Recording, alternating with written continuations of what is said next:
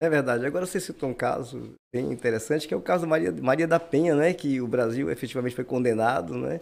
E agora é interessante, Ricardo, aí a gente falou aqui de ativismo judicial, né, que é o agir proativamente, mas nesse caso, o caso Maria da Penha, por exemplo, o processo tramitava há anos a fio na justiça, né, anos, Maria da Penha sofreu maus tratos de forma brutal, né, o marido tentou eletrocutá-la numa banheira, e o processo anos e anos a fio, e não tinha uma decisão judicial, né, aí uma associação de proteção das mulheres é que recorre a Comissão Internacional de Direitos Humanos e a comissão aprecia aquele pedido e vê, porque você sabe que para você ir até a comissão você precisa ter esgotado as instâncias no Brasil ou não ter um remédio jurídico, né?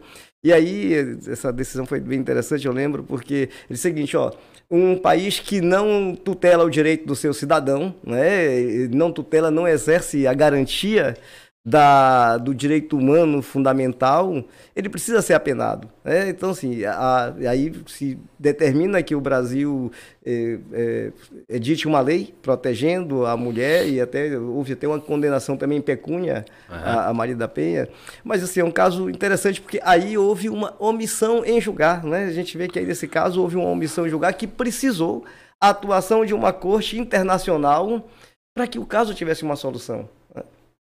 Então, justiça tardia não é justiça, né? Mais ou menos assim que dizia Rui Barbosa. E Rui Barbosa também dizia que a pior das ditaduras é a ditadura do judiciário, porque contra ela não há quem recorrer. E é uma grande verdade. Mas para você ver, né, como assim,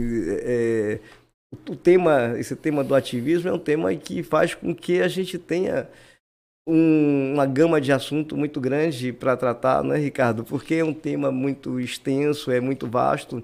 Eu, voltando a repetir, eu não sou crítico do ativismo, eu tenho algumas situações em que ele é realmente necessário, é preciso, né? Até porque também é do sistema de freios e contrapeso. Uma lei, por exemplo, que vá de encontro ao direito fundamental humano, ou até mesmo quando surge uma lei que pratica um verdadeiro confisco, né? A tributação é de tal modo que configura confisco. Agora, sabe o que, me lembrou aqui falando de confisco? E falei de quando você vota, você tem que ter responsabilidade. Você vê que quando você elege alguém, é o cara que pode confiscar o seu dinheiro. E me lembrou aqui Collor, né? Collor, me lembrou Collor. Collor com aquele plano, o plano Collor, que de repente confiscou o dinheiro de todo mundo. E você vê que ali houve o judiciário naquela época, ele não agiu prontamente. Você lembra disso, Ricardo? Você lembra que o judiciário não agiu prontamente? Inclusive, você tinha decisões díspares, né? Você tinha aqui um juiz que entendia que aquele plano era inconstitucional, mandava liberar o dinheiro, o outro aqui entendia que não. Então, você percebe, assim, é porque a gente tem que analisar, e uma análise, eu penso dessa forma, assim, o magistrado é um ser humano, né? O julgador é um ser humano, e todo ser humano ele é dotado de sentimento, de emoções, de paixões e de ideologia.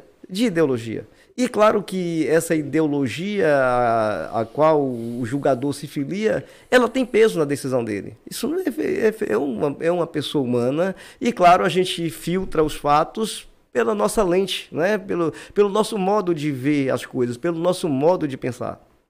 Então, evidentemente, quando você falou aí de decisões que são realmente assim errôneas, né?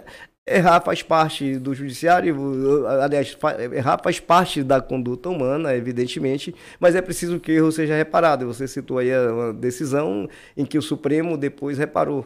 E efetivamente a nossa Constituição diz que ninguém será considerado culpado, senão depois do trânsito em julgado da sentença penal condenatória, né? Então, é uma reparação até para garantir a Constituição. O que eu penso, Ricardo? A lei tem que ser respeitada em nome da segurança jurídica, tá? Ela tem que ser respeitada, como diz.